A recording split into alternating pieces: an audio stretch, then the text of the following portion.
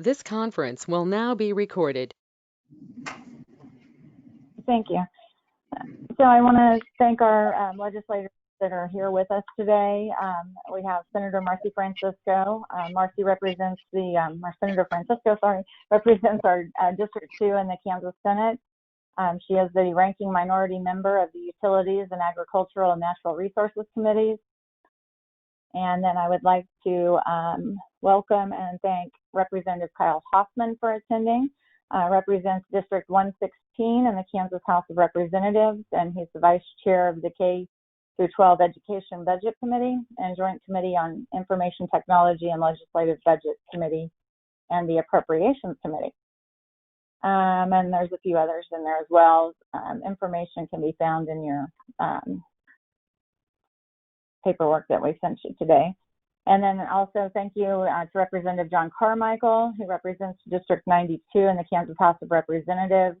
He's a member of the Committee on Local Government, Judiciary Committee, Elections Committee, and the Committee on Energy and Environment. So again, thank you all for joining us. We did want to start this off with a couple of videos just to kind of give us a little bit of a reference and area to go forward on with some questions. So you can go ahead and play the one from either one of them.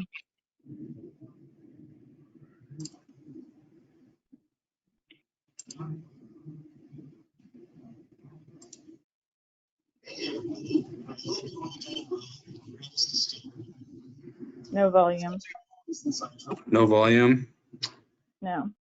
All right, give me 1 second here. I gotta unshare my screen.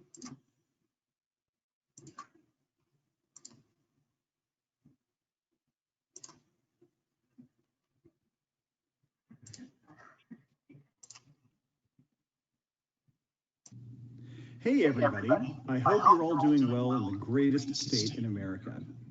It's been too long since I traveled home to Kansas, or pretty much anywhere else for that matter, but I do welcome this opportunity to be with you remotely. Over the past few months, there has been a lot of talk about essential workers and the importance of showing our appreciation for all of the unsung heroes out there who work jobs that we couldn't do without. And in that spirit, I want to say that few people are more essential in our society than you, the 911 community. You are the ones on the front lines who field calls and dispatch assistance and eventually put out the fire, sometimes literally. Without you, our communities would be less safe and we would all feel less secure. I cannot thank you enough for your service to the American public. Now, on the whole, America's 911 workers do an amazing job, and not surprisingly, Kansas is at the forefront of the pack. Back in 2016, I visited a PSAP in Wichita. I was impressed to see that they were ahead of the national curve when it came to things like implementing next generation 911. They were also integrating new technologies with other key elements of the emergency communications ecosystem, including FirstNet and emergency alerts and warnings. And we've seen this embrace of innovative technological solutions on display during the pandemic. Working with AT&T, for instance, the Kansas 911 Coordinating Council equipped a police trailer to be used as a mobile PSAP that could fill in if any Kansas call center had a coronavirus outbreak and had to be temporarily closed. So because of efforts like these, I don't think it's an exaggeration to say that Kansas is pretty much the Patrick Mahomes of the nation's 911 system. Now, as a native Kansan, I clearly have a reputation to uphold when it comes to pushing cutting-edge technology to improve the effectiveness of emergency response. And I'm proud to say that the FCC is doing its best to live up to this obligation. In 2019, the FCC took a major step to help first responders quickly locate people who are calling for help from multi-story buildings. We adopted a vertical or Z-axis location accuracy metric of plus or minus 3 meters for wireless 911 calls. And just this summer, we went a step further to require nationwide wireless providers to deploy Z-axis technology by April of 2025. This latest effort will ensure that vertical location is available to consumers everywhere, not just in the largest markets. In 2019, we also adopted rules to ensure that dispatchable location information, such as the street address, floor level, and room number of a 911 caller, is conveyed with 911 calls to dispatch centers, regardless of the technological platform used. We also harmonized our wireless dispatchable location rules so that, as of January 6th of 2022, wireless providers will be required to provide dispatchable location for wireless 911 calls when feasible. And then there are our new rules to help ensure that people who call 911 from multi-line telephone systems, which commonly serve hotels and office buildings and campuses and the like, can reach 911 directly without having to dial an access code like 9. This will help them be located by first responders more quickly. These rules also contain a notification requirement. When a 911 call is made in these settings, a front desk or security office will be alerted so that they are ready to facilitate building entry by first responders. Next up, we've got a new effort to shore up finances for 911. Between 2012 and 2018, states diverted over $1.275 billion with a B dollars in fees collected for 911 services to non-911 purposes. This terrible phenomenon, known as fee diversion, threatens public safety by siphoning away the funds needed to maintain and upgrade 911 systems. I recently proposed an FCC inquiry into the effects of 911 fee diversion and the steps the Commission or others could take to discourage states from diverting 911 fees. On September 30th, the FCC will vote on moving forward with that inquiry.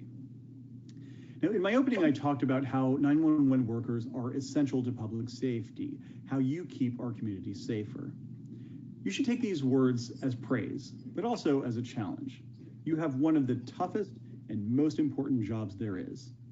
You have to be on every moment to ensure that you are there for the American people when they most need help. The long-term planning that you're doing this week will help to make sure that you are ready in those moments of crisis. So thank you again for putting in the hard work. Your sacrifice and dedication inspire us all. And always remember, as long as I'm at the FCC, you have an ally in Washington who will help you help others. Keep up the great work and have a great workshop.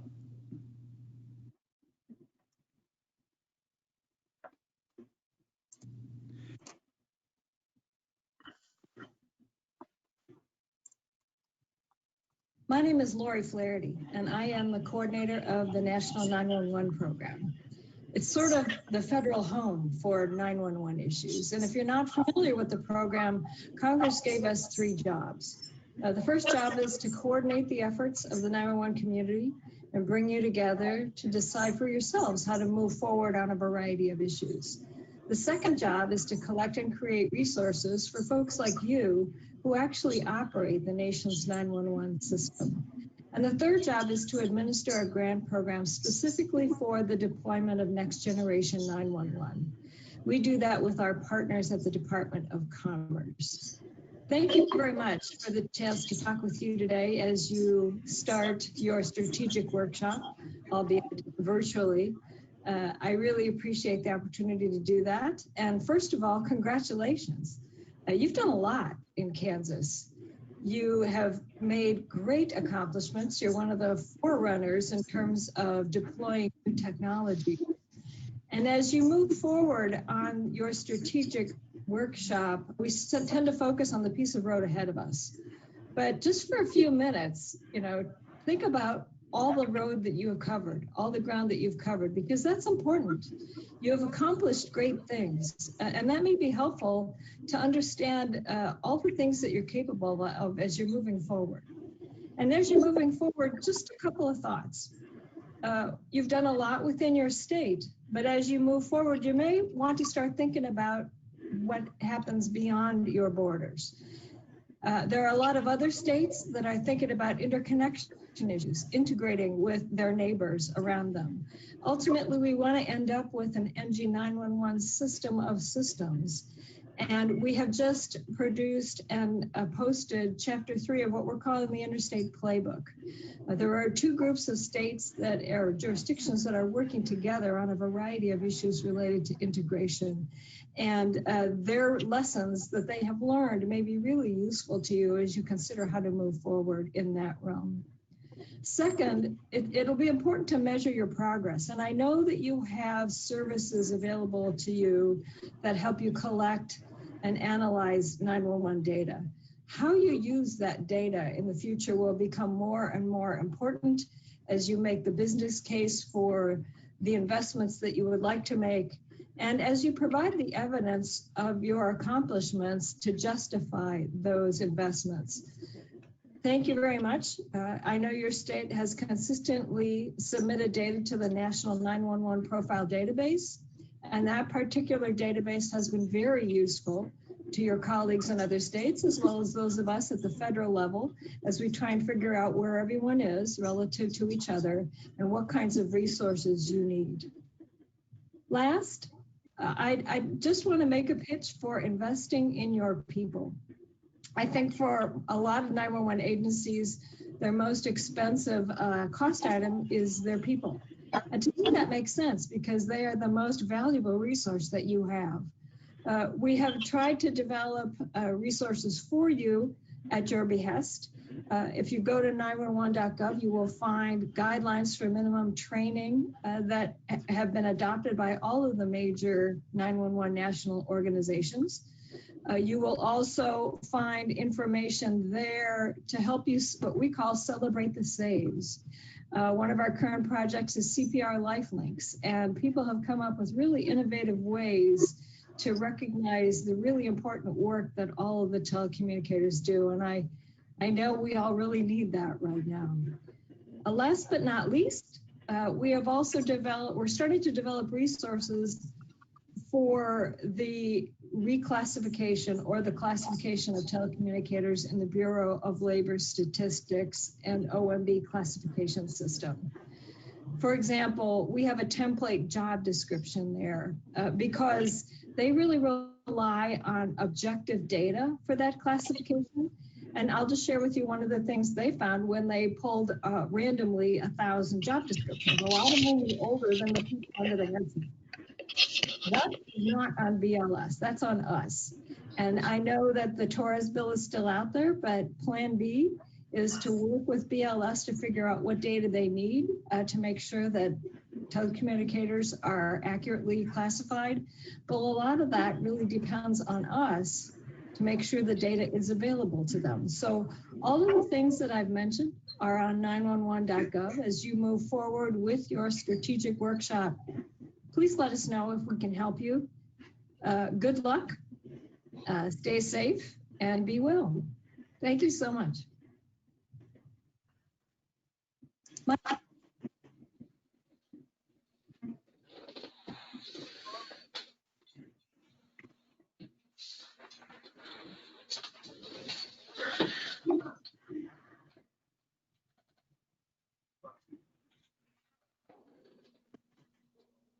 All right, and Laurie, those are the videos that I was given.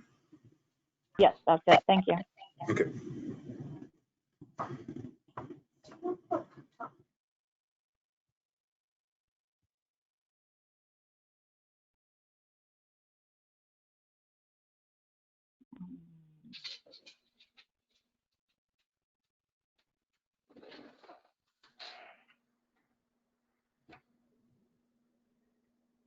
Well, I can get this to show my screen. Looks like you're sharing, Laurie. Okay, you just We're have the, seeing yeah. Okay.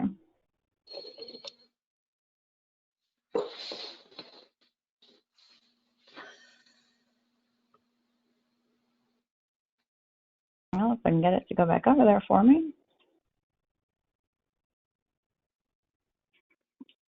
Because I can't see. Are you just getting my presentation? Well, we're seeing your email. Yeah, fine.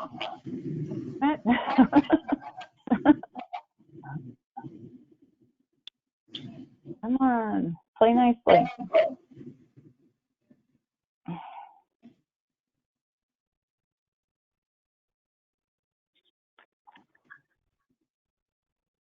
All right, we practiced this. Now we're seeing your schedule. Your Oh, this is presentation.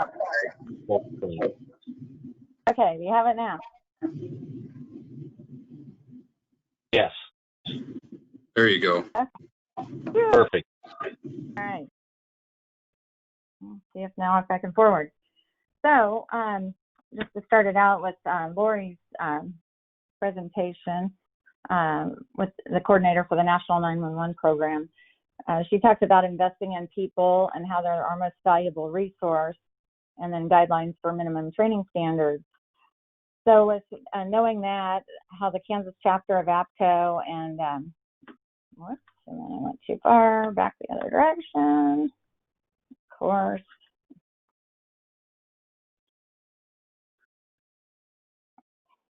The Kansas, and why can't I not see my entire screen? There.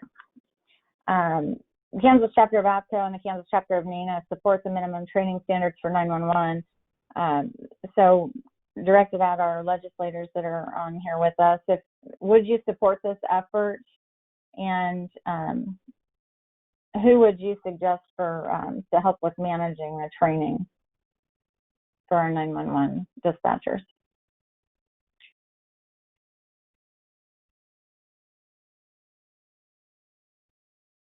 Senator Francisco, would you like to Well, start off? certainly we have allowed training expense to be part of an allowable expenditure. I think the hesitation is requiring mandatory training, right? That's the discussion we've been having, but it's been available. Certainly, the 911 coordinating committee has invested in training manuals. So how do you see this suggestion connecting with Kansas? Because obviously we've talked about training.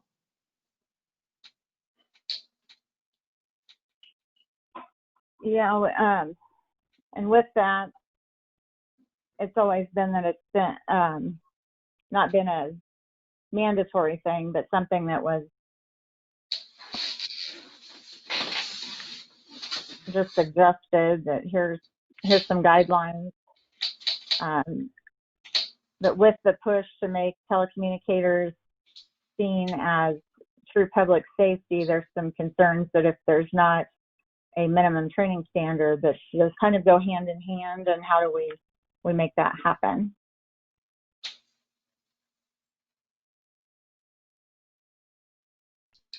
This is And John. Just to Sorry, be go ahead. crystal clear here, this is a NENA and APCO push. It is not a council push for Yes, training standards. This is John Carmichael. I don't know if you all can hear me or not. yes. Okay.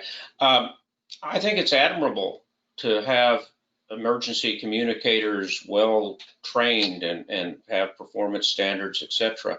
But we have a local control model in Kansas, and county emergency preparedness directors and county commissioners are in charge of running these PSAPs. They're in charge of hiring their employees, and they're in charge of setting their own standards. And while it might be a very admirable goal, I don't think it would have large legislative support, because I think you'll find that county commissioners and emergency managers want to maintain their own autonomy and local control. But I hope I'm wrong, but that's the way I read it right now. Yeah, this is Kyle Hoffman. And John, I'm going to have to agree with you. I know you're surprised. Can you hear me? Kyle, you and I agree. We vote together 80 or 90% of the time. Just look at our voting record. I know. I'm just kidding. Yeah. Hey, but I do agree. I think that we have to continue to realize that, you know, that the county commissioners, those that are in charge of the PSAPs are the ones that probably should be deciding that. If a certain county wants to have certain qualifications for their dispatchers, I don't see why that'd be a problem. But I'm always hesitant to put in restrictions or qualifications, I guess, or certifications. I think we run into sometimes the same issues that we're running into with our EMT, our ambulance services.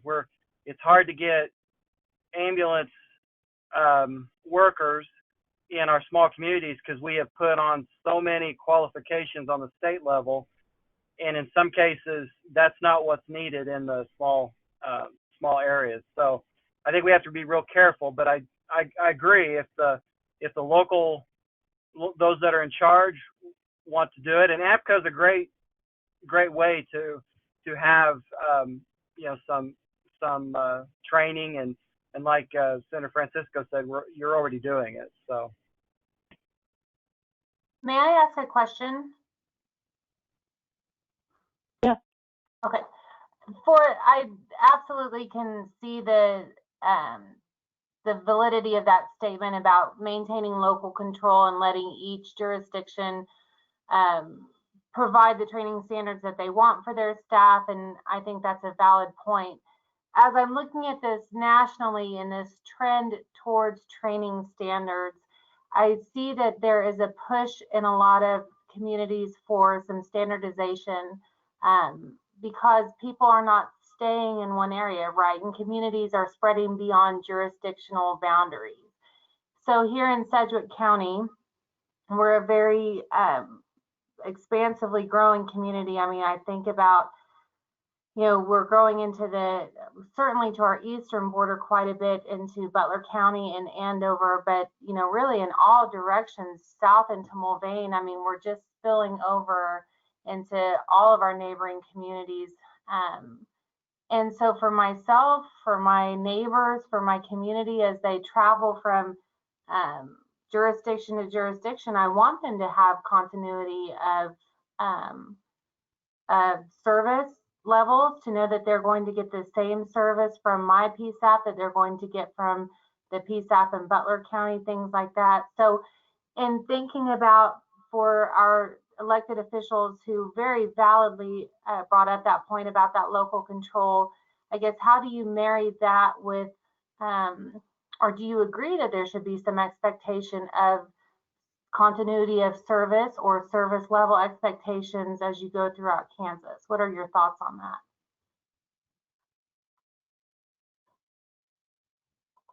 that? Okay, I'll step off the edge here on that.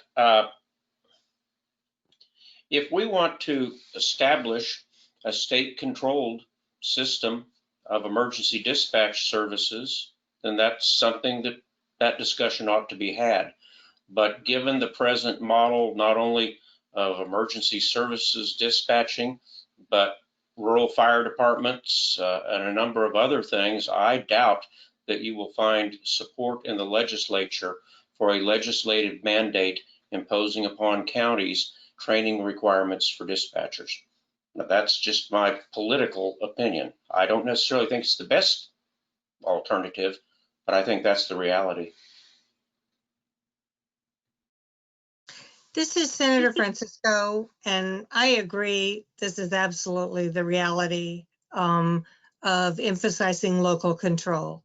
I think one area that we could look at is we do have PSAPs that are using as backup to other PSAPs, and there's an important issue there that if somebody has to step in and provide that service in the case of an emergency, that we want that training to be consistent.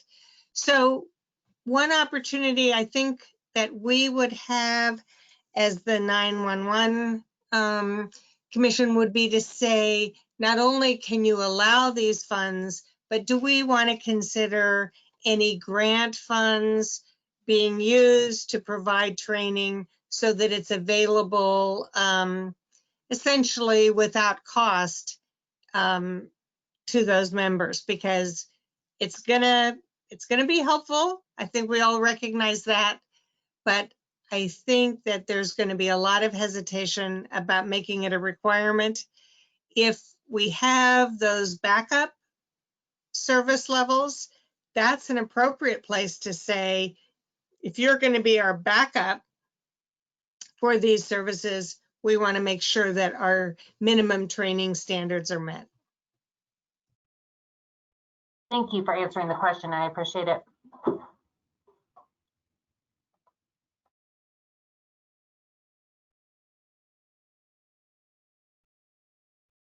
And I guess more on that here with about the suggested training.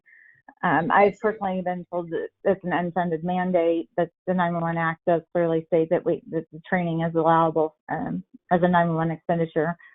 So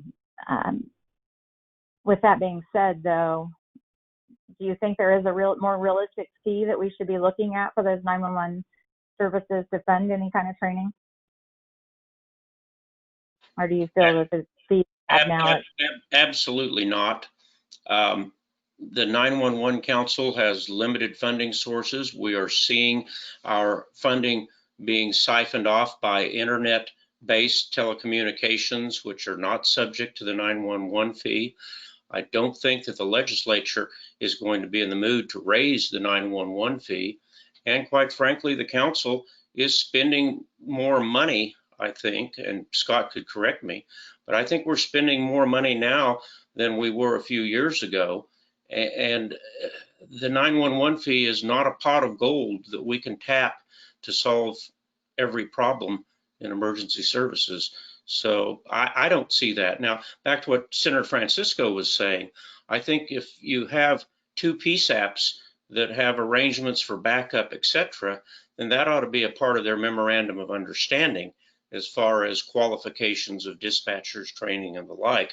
But again, that's a matter for local county commissioners to determine what is best for their communities, and not a place for the state legislature to impose mandates, whether they're funded or unfunded. That's my free opinion. Thank you. Yeah, and this is Kyle. I agree with both of them. We went through last year the fees, and I don't think there's any appetite, at least this coming year, for any fee increases. Thank you.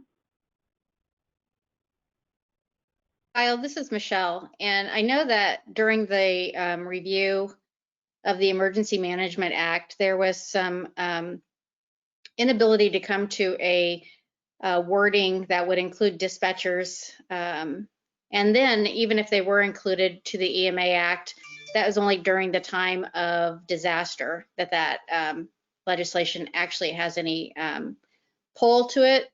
So there's been some discussions regarding classifying dispatchers as first responders to ensure that they got the same access to testing and anything that would have come out of CARES, COVID, FMLA, going back to just common definition. With that said, would there be any opposition to, when we look at all the other legislation that identifies first responders in the state of Kansas, it identifies them and also gives what training level they need to be to make that certification, whether it be EMS or law enforcement. Would there be any opposition, do you feel, or pushback if there was a voluntary certification program, and if a center chose to certify their dispatchers so they qualified as a first responder, if a center chose to certify so they could work with those MOAs and MOUs with partnering jurisdictions, do you feel like that would be a first step or an opportunity for moving towards that direction? Yeah, definitely. I think that's where I think we need to go first off. If just going back to Sedgwick County, if Sedgwick County and their surrounding counties want to have an MLU, and then they all agree that they want to have certain requirements for their dispatchers, I think that's a great great way to go. My biggest concern is that if we're not careful, and I've seen this in so many different areas, if we're not careful, we set those standards to satisfy the Johnson counties, the Sedgwick County, those type of counties, and it is a huge burden on the Comanche counties and even the Butler County, or even the Reno counties, I think, in some ways. So in Pratt County, those sizes. And so I think that is a great way of doing it. I also think that if you want to come to and look at putting them into that act as more first responders, I don't think there's anything wrong with going that direction and having the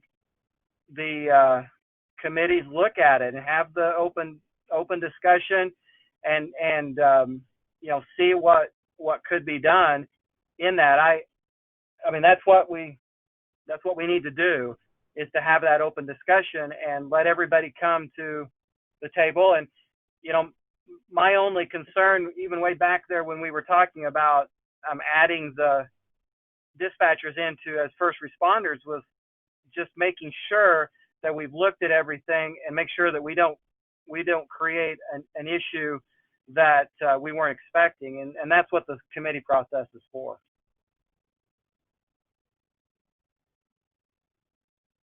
This is Senator Francisco. I'll just add that the Special Committee on Emergency Management is suggesting that legislative committees look at that request to add dispatchers as first responders.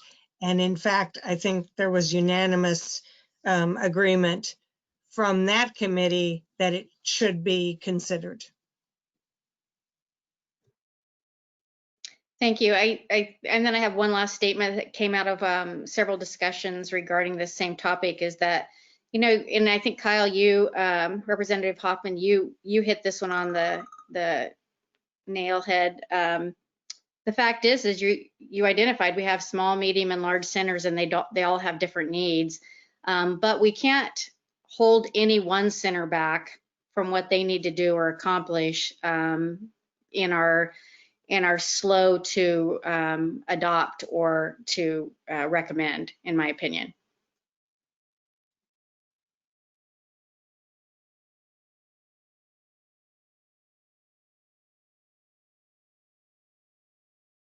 This is Carmichael again. I would suggest, though, that as a part of this attempt to make dispatch personnel first responders, I think you need to be educating the public about why that's a good idea, because I think a lot of folks who aren't as close to this as perhaps some of us are would immediately say, wait a minute, dispatchers aren't emergency responders. And I think before you hope that the legislature will legislatively take these actions, you're going to have to educate the populace as well as people in the legislature as to why that's a good idea. And I'm not saying you have to educate me, but I think you've got groundwork to do before you're going to be successful in that attempt.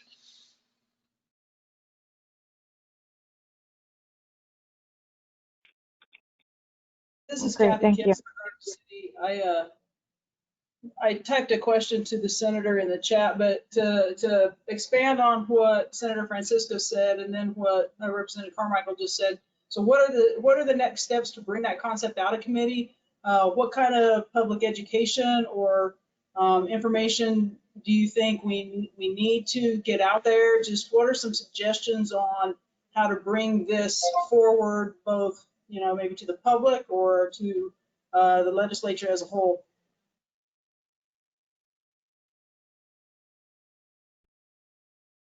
I'll just comment again that I think it's going to be part of the recommendations from the Emergency Management Committee that it be assigned to legislative committees. And then as soon as we have that, there can be discussion. It always helps to put together wording early. We're going to know very soon who are the legislators after we have our final results about the election, who are the legislators. And so if there's specific wording that you have, I think any of us on the 911 council would work to get the revisor's office involved in drawing up a proposal, because that's also helpful. You want the public to know Representative Carmichael is right, that people have to be educated, but then we also have to have some specific wording, what would be changed, and then that wording is going to answer the questions about how does this affect the capers, how does it affect other issues. So starting to dig into those details now, I think would be helpful. Another recommendation that I might make, and I believe that you all have actually done some of the groundwork on that, but you want to make sure that the current professional organizations for emergency responders endorse this idea. Because if you get to the legislature and the FOP or the Highway Patrol Association or the Association of Firefighters, if some one of them hold up a red flag and say, wait a minute, you probably won't get very far.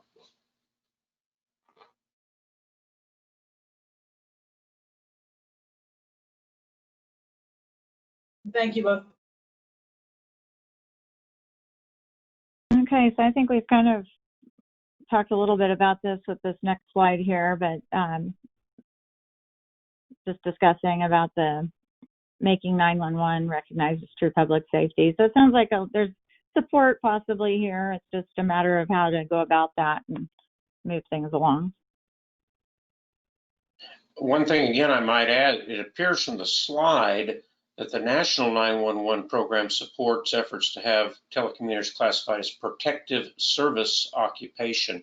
Now, I assume that probably refers to the DOL classifications, but I don't view first responders as the same thing as protective service occupations. When I hear protective service, I think about people with guns. When I hear emergency services or first responders, I think about ambulances, fire trucks, and police cars, just for whatever that's worth. Okay. On the other hand, I would emphasize that I think the Emergency Management Special Committee recognized that we need to have the dispatch operators part of the system, and that without them, the communications wouldn't work. So we may have to clarify this, but they are certainly included in getting services out to Kansans. Thank you. So on FCC Chairman Ajit Pai, on his video where he discussed about the 911 fee diversion and the FCC having the notice of inquiry that they're working on to attempt to identify a list of allowable 911 fund items as a means to deter state and local government from diverting 911 funds. Do you think that maybe the state of Kansas should look at doing something to protect us on that, or any thoughts on that? This is Kyle. I think we've done a pretty good job of saying exactly what the funds are to be used for. So I'm not sure that I'm not sure there's really anything that we could do anymore, to protect them. It's just making sure that in the future that when the laws are changed, that we don't make it so that those funds are used for something that they're not supposed to be used for. So I'm not sure that there's really anything that we could need to do. I think that the law is pretty strict. I mean, I think the PSAPs will probably attend to that it's pretty strict what they can be used for. And I'm going to support Representative Hoffman on this. I think that our legislation was very good in identifying the use of those fees, and they are not being diverted to other state and local government uses. So we've been pretty clear that if we're collecting that money from your telecommunications operations, that they are going right back into 911. I think that was a good effort to make, and I'm sorry if other states didn't do the same. I think there was kind of some concern that maybe they could make the list more restrictive than what we already have, or even open it up to allow things that the state has said are not allowable. But the question is diverting those funds. So, if they restrict how they're allowed, as long as they're going to 911 expenses, we're fine. What we don't want to do is say, oh, we're collecting a fee on these communications, let's use it for other governmental expenses. But correct. Perhaps we could get a clarification on that. I'd be happy to address it, but I'm reading this as diverting funds.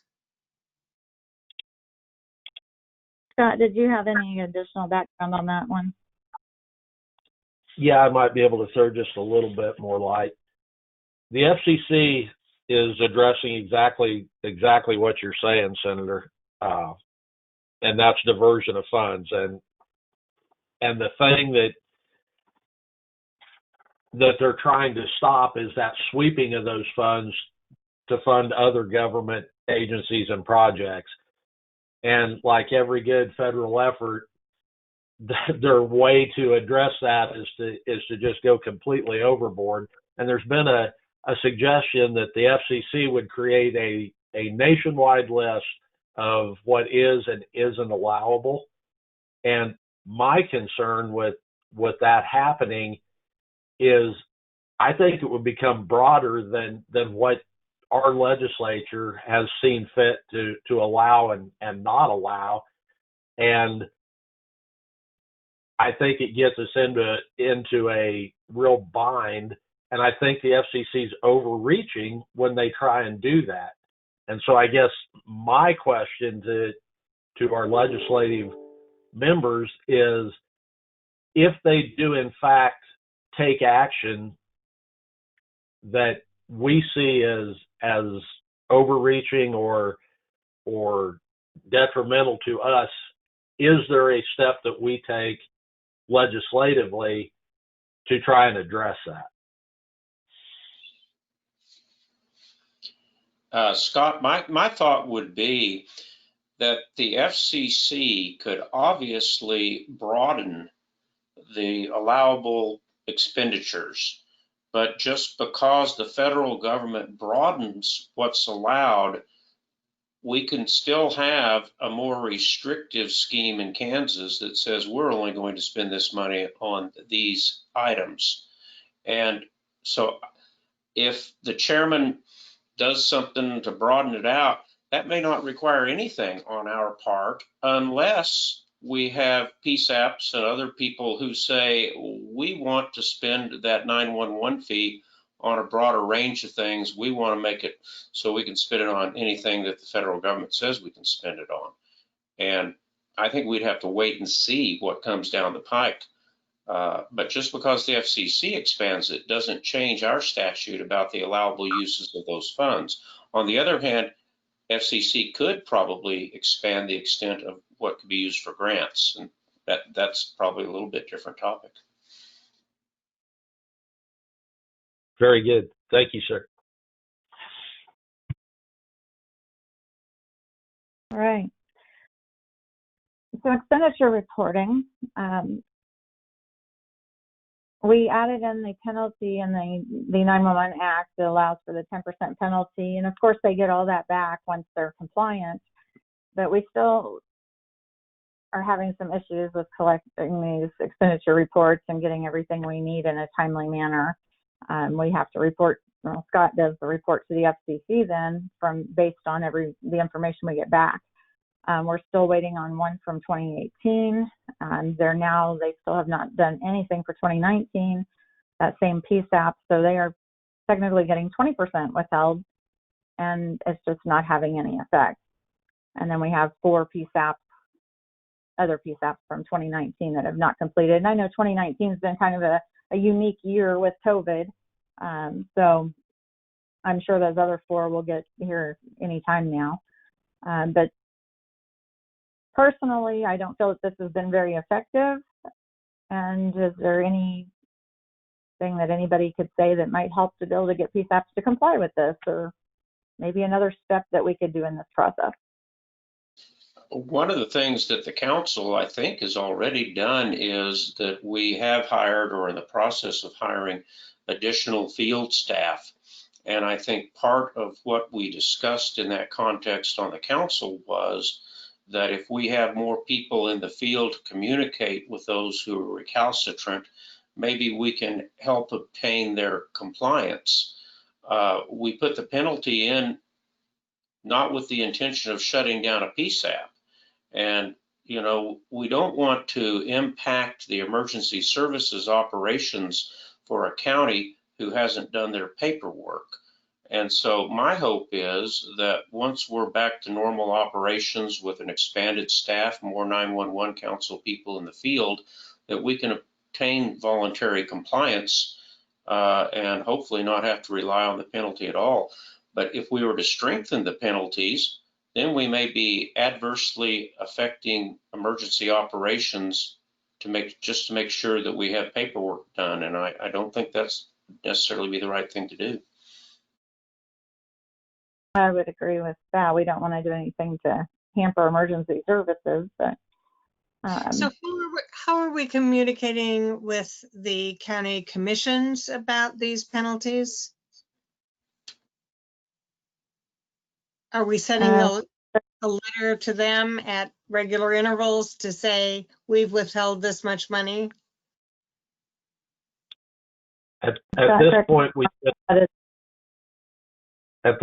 just notify them before we start withholding the funds.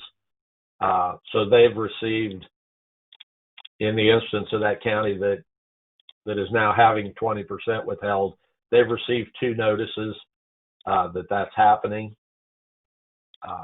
But we haven't continued to communicate that to them other than just that single notice. So I think a possibility would be either a quarterly reminder about that withholding or a publication in the county newspaper of record. Because in this sense, not taxpayers, but the people who have phones in that county should know and should also be part of that process. So after a year, we should maybe put an ad in the paper, you know, even if it's just small, saying the 911 council has withheld these funds, please contact your commissioners.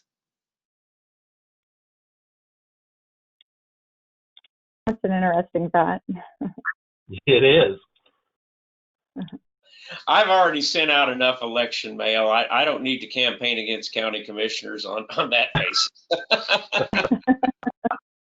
But I send out, I have some more money in my campaign account, or I want to support newspapers. I don't want to put them in a bad spot. And we could say our next step will be to publish this in the county newspaper of record. I hate to have to shame people into things, but we want those PSAPs to get this money because we want them to spend it. We want them to provide these services. We're really not here to discuss 911 council so much as other things, but my presumption is that when things get back to normal, Scott's going to send somebody out to some of these recalcitrant counties and sit down with them, and we're going to get the dadgum paperwork done. And if we don't get cooperation, then that's a topic that we'd have to look at other things that might be done, like forfeiting those funds back to the council. Yeah, that's kind of what I was saying too, is that I think probably once you're able to, somebody needs to sit down with those, with the county commissioners or the sheriff or whoever is in charge and, really talk to them, especially the one that's not paid or not sent anything in for a couple of years. And I actually did make the drive to that PSAP and attempted to sit down, and I was going to do the report and do the entire thing myself, which it wouldn't take but probably 30 minutes of time to do. So. Okay. And I got turned away. So. I appreciate your efforts to communicate with them. We don't have an opportunity to forfeit those funds, as my understanding, without passing new legislation. And that's what I was suggesting. If we can't obtain compliance with the present scheme, then we're going to have to think about something a little more stringent. But I still can't believe that there's not a way to get people to fill out these forms without taking that step. Well, thank you. I appreciate your time on that. Go ahead. I think Laurie hit on it right at the start. I think this year has been a huge factor, and just everything that's gone on. Had it been a normal year, probably we would have had more success than we've had this year because we are so limited in face-to-face kind of meetings. And in chat, there's a comment from Lieutenant Jeffrey Ridgway with Hayes on being able to, it says a reported law enforcement agencies that are non-compliant with civil asset forfeiture reporting requirement is released to the media, so why not do a similar report for PSAP? And that might be something that may help. Thanks, everyone. Okay, so we kind of touched on this earlier, talking about the 911 fees, internet-based phone systems, and what approach do we have to get them to help pay for the cost of 911 in Kansas?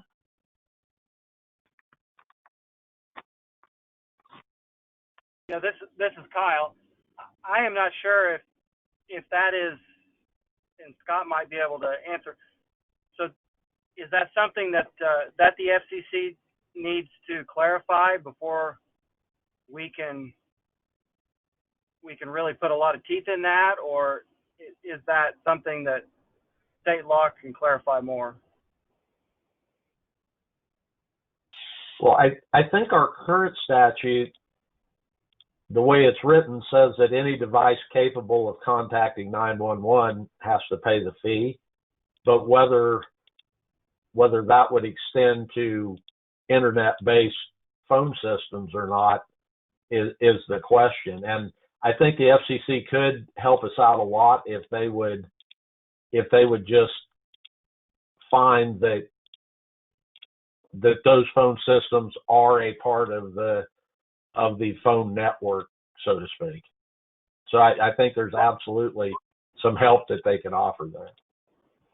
So clarify for me what you're talking about, because like I have a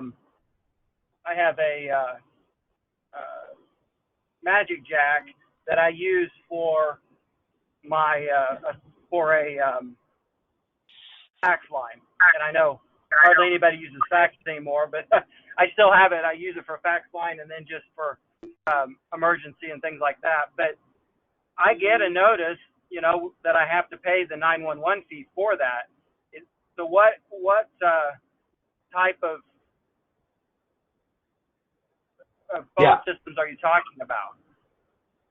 Well, and up until this point, those nomadic VoIP type systems, Magic Jack, Vonage, those types of companies, they have sold their phone service, which uses the internet as their transport mechanism, and we've been collecting fees from them.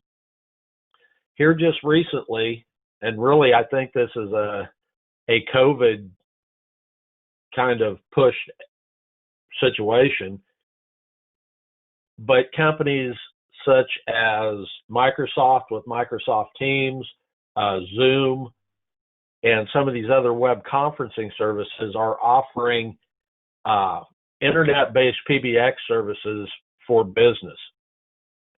So you make all of your calls through Microsoft Teams. Well, they're not charging a specific fee for that. It's just part of the subscription fee for the conferencing service. And so they're not collecting any 911 fees, even though they're operating as a phone provider basically with their application.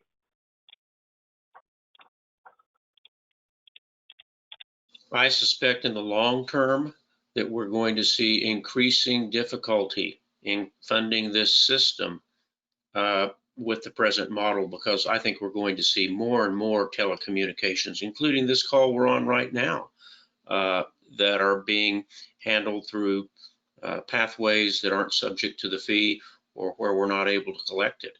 And I think in the long term, this entire model of financing dispatch services based upon a telephone fee, I think it's in peril. That's a good point. You're probably right. This is Josh Michaelis, and or at least I sat in on a training session earlier today, and it really just kind of slapped me in the face as we talked about Rapid Deploy's Radius Plus and some additional features that are coming in the future. Is now I could, if I have a young child that I want to give an old phone that no longer has a plan, but as long as it has Wi-Fi access, whether that Wi-Fi access is in my house or whether that Wi-Fi access is at the local coffee shop, we've now created that path for them to make a call in an emergency situation, which it should be able to do into the system. But once again, it's just another avenue with another device that technology has taken us down the path to connect to emergency services. This is a slippery slope in my mind. It's going to be a hot topic, but I think it's something that we need to try to get ahead of as fast as we can. With just case examples like this today, what we learned about, with future enhancements with Radius Plus from Rapid Deploy. And there's multiple other avenues that could happen, from even connecting my home camera system. When it activates, to automatically dial into a 911 system as well. Those are all going to be features in the future that we need to address.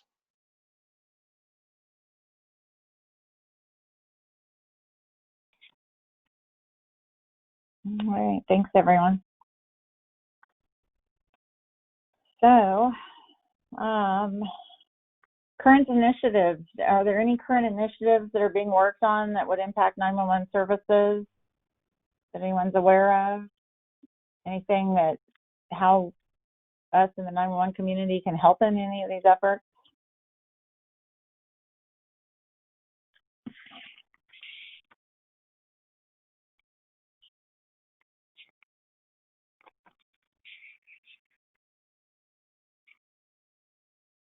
So I take it nobody's aware of anything. Well, yeah, I mean, I don't know of anything particular. I mean, you know, because of some of the money that we've gotten from COVID, you know, there is a lot of new high speed going in areas that what, you know, hopefully didn't have it before. So I don't know if that really affects, except maybe in just what we just talked about, in that, you know, more people are going to be using maybe more internet-based phones. Other than that, I can't think of anything. Okay. And I kind of thrown on the slide here with like misuse of 911. I've never seen anything in Kansas, and maybe it's in a different area that I'm not familiar with, but that had anything on the misuse of 911 and any kind of penalties for that, or you know, from even someone repeatedly dialing over and over that didn't really have an issue, or I know some of that stuff could be a mental health issue as well. And then looking at apps, and you know, do we need anything to help out with all the apps that are out there that you could potentially contact 911 through? Well, you know, a few years ago, we did have some legislation proposed that had to do with automatic dialing alarm systems accessing 911. As you know, some communities impose a charge after multiple calls, etc. And I don't think that legislation went anywhere.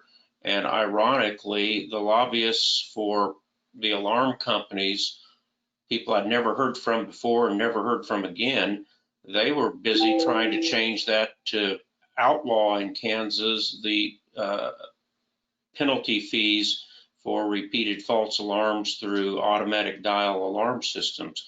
So the last time we crossed that bridge, I don't think we got to where we wanted to be, and we almost got something we didn't want. Now, that was my observation. Other folks might have seen that differently. I get asked about that auto dialers every now and then from a 911 center, and I couldn't find anything in the state of Kansas on that. So we have local ordinances out there, and there was a move to try to do that in a more statewide way. And then my recollection is that the lobbyists for some of those companies came in and said, well, yeah, that's fine, but let's exclude us from it. And so I think it all kind of went away because we weren't going to be able to find a consensus that really did you any good. But I think right now it's still valid. I think Laura can tell us, but I think Wichita and Sedgwick County, that they do have the fee. And last I heard, it had reduced the number of false calls. do you have that, Laura? Sorry, I was trying to get in this, unmuted. Are you talking about false alarm? Our city of Wichita has a false alarm fee for like their audible alarms, their burglary alarms, if that's what you're talking about, and it has reduced that. Yes, in general, that is what I'm talking about. The erroneous auto dialer calls to 911 saying there's a burglary in progress or a fire or whatever it is. And as my recollection was, that when we did implement that in Wichita and Sedgwick County, there was a substantial reduction. And I haven't heard a lot of pushback from people recently about those fees either. Yeah, it is only in the city of Wichita. It's not out in the county. And they also, within their city ordinance, have it where it can't be an auto dialer. There's not, you can't have any direct connect alarm into 911 or an auto dialer. But yeah, and not only that, it's been a good revenue source, I think, for the city of Wichita on those false alarm fees. I'd like to set up false alarm fees on a lot of other calls too. Nobody's going to do that. All right. It looks like someone commented in chat, Nathan Gentry, on the problem with IT-based, and going back on the last question, but IT-based phones, and if the person doesn't add their address, or you know, the problems with that. And I think we've all dealt with the issues on that before. And I don't know how we fix that. Yeah, I don't think there is a way to fix that. Nomadic VoIP, because they can move the thing around, even if they enter their address when they initially set it up, as soon as they move that device that acts as the gateway between their analog phone set and the IP world of the internet, they can take it anywhere. And if they don't update the address, if they have to call 911, it's going to go to the PSAP with the address as listed in the setup. So, as long as you have any system that relies on the user to interact to make 911 work, it's always going to be a problem, because people just frankly don't think they're ever going to have to call 911, so it's not a priority. And then when they do have to, bad things happen, and hindsight shows them that they should have done it right the first time. But I don't know any way around it. All right, so another question here, or maybe just discussion. So it's the dispatchable location from PBX and then having the direct dial of 911 from those PBXs, such as your hotels, hospitals, things like that. Is following the federal legislation sufficient? Do we need to have any state laws on this as well?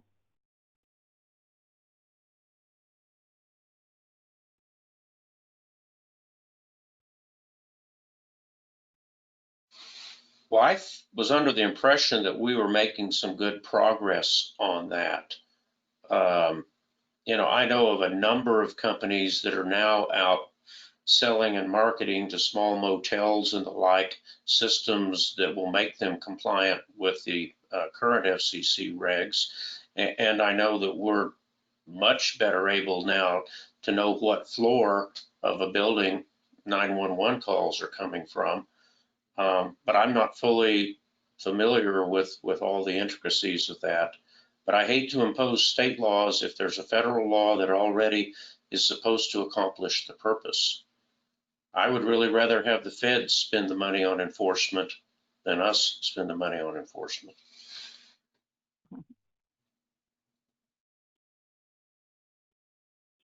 I put the Kelsey Smith Act on here, but I think that one's, it sounds like most of our phone providers, that from our discussion earlier today, that everybody's complying with that. They help out with in those circumstances where there's an emergency and they need to do a ping on the phone. I don't know if anybody else took anything differently away from that. I think there were a couple of issues with a few of the PSAPs having some problems with just the dispatcher signing off on it, and whether they felt that was sufficient enough and not having an officer sign off on it. But it sounded like most of them said that they would process anything that came from a dispatcher as well. Well, I've watched that processing at AT&T's node here in Wichita, and that's how it works. I mean, it's pretty dadgum instantaneous. And if there are bottlenecks in that system, then I would tend to think that administratively we ought to be able to fix those without legislation, because legislation doesn't ever change anything unless there's voluntary compliance or enforcement coupled with it. And I think we're making pretty good progress now, but I'm not an expert. It sounded like it was going well this morning, so we got some good contact information out there for them now. So I think there was a little bit of discussion on this. This was a question that was given to me by a 911 center. So they wanted to know what it would take for 911 to qualify for KPNF and what are some of the pros and cons.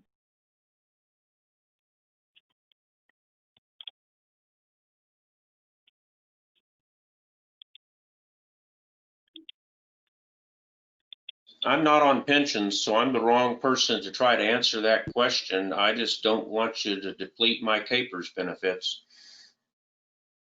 You know, I don't, I mean, it would, oh, go ahead.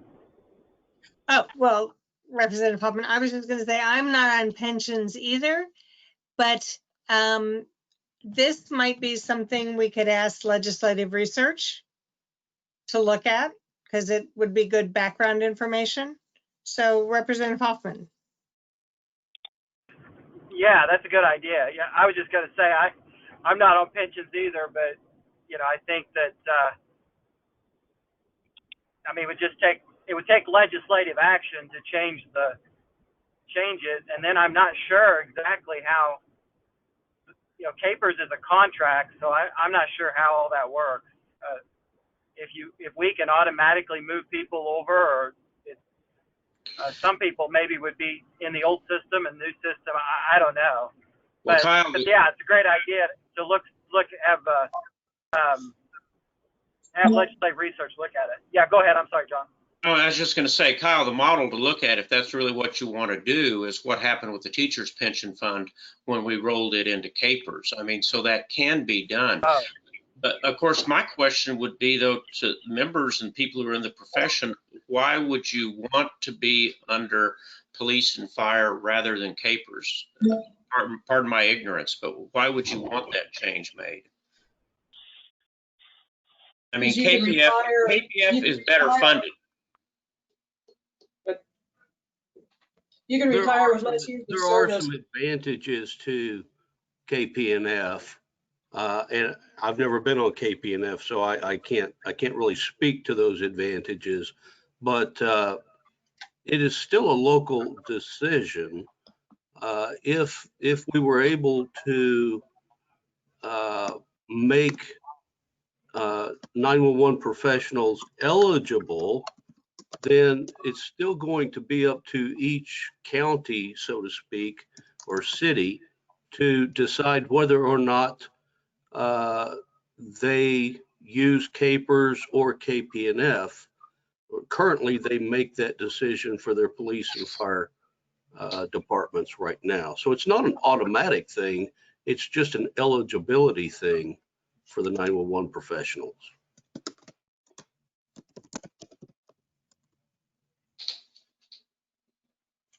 There's some comments in the chat on this.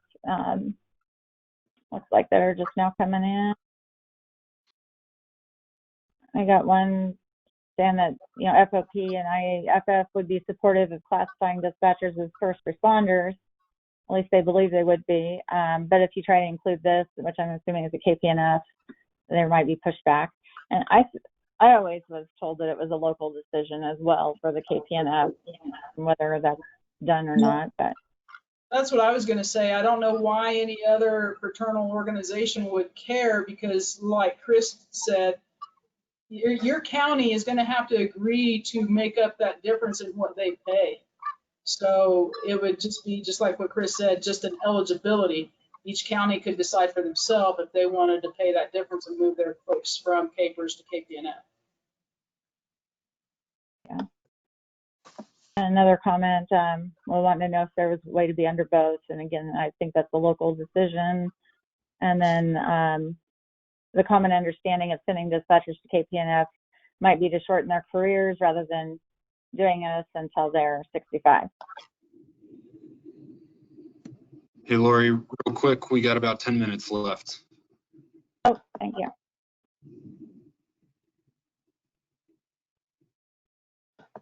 Yeah, KPNF allows for retirement sooner, less years of service, death benefits, medical retirement benefits. Things that would be awesome to have.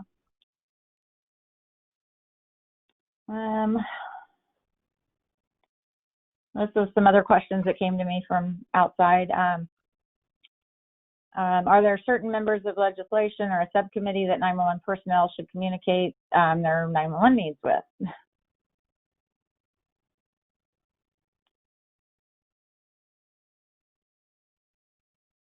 And then what is the most effective way for 911 personnel to communicate their 911 needs to their legislators?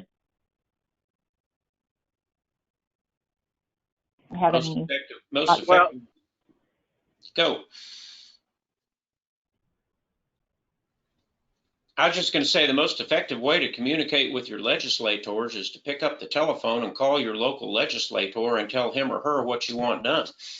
Now, as far as committees, as far as the 911 system and the fee, et cetera, that's typically, at least in the House, assigned to utilities, which is a committee that I'm on. But there are also the law enforcement related committees, and I'm not a member of any of those, and so I can't comment. But I know anything having to do with the structure of the 911 Act has typically showed up in our committee.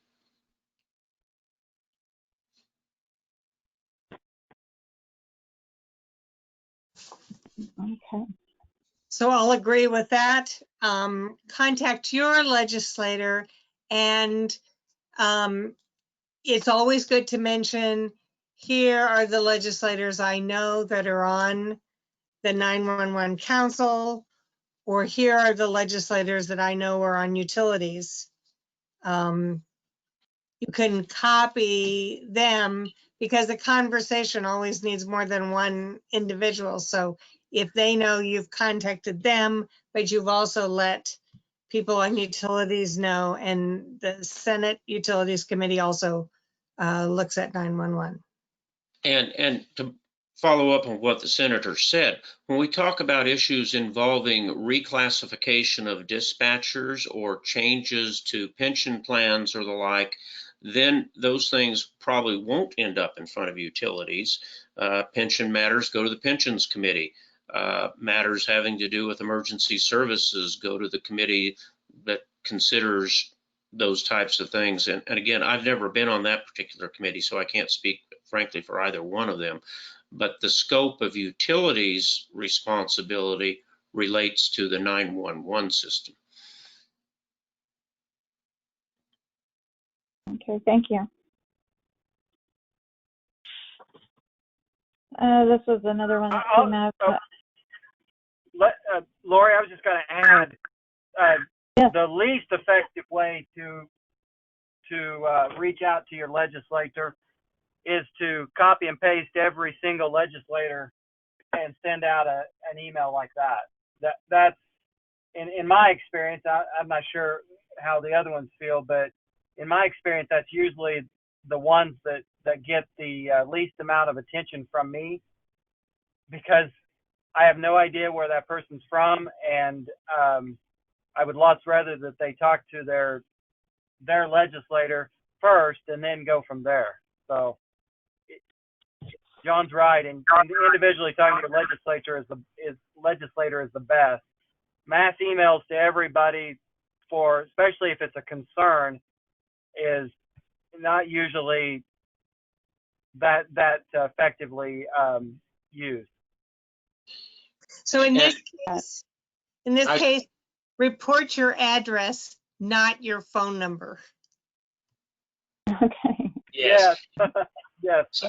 Something else though that I might add on a number of these issues, if you can obtain the support of your county or your municipality, and then if that gets passed to the League of Municipalities or the Association of Counties, those folks have full-time people on the ground, in the legislature that's job is to educate legislators. And similarly, most of the emergency services type organizations, whether it's EMS, the FOP, the Highway Patrol Association, et cetera, they also have lobbyists on the ground there every day. And, at some point, organizations like yours may want to think about, do we want to pitch in some money and get somebody on the ground up there to represent our profession? But that, of course, takes resources and dues and the like, and I understand funds are limited. Okay, thanks. So then one more question, I think, here. With the addition of 988, the implementation of that national suicide number, do you see any legislation needs that we may need or anything to support that locally?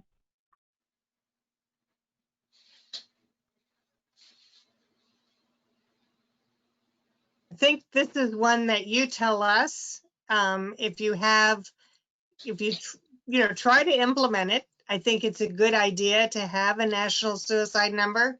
If you can't do that, tell us, and we can assign it to a committee and look into if there are any roadblocks, but we need you to help us identify roadblocks.